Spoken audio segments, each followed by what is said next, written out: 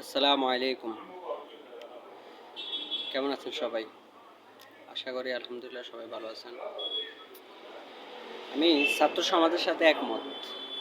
কোটা বাতিল করা হোক। মুক্তিযোদ্ধা কোটা এটা একসময় ছিল, সাপোর্ট করলাম।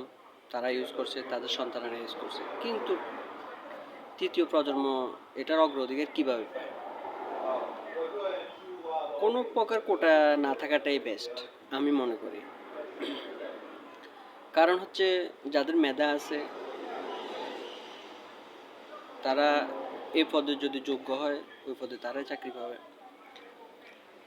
তবে আমি তাদের সাথে একমত কোটা বাতিলের ক্ষেত্রে, কিন্তু আমি তাদেরকে আরও কিছু কথা বলতে চাই। শুধু কোটা না, আপনাদের এই আন্দোলনটা করা উচিত হচ্ছে দুর্নীতির বিরুদ্ধে।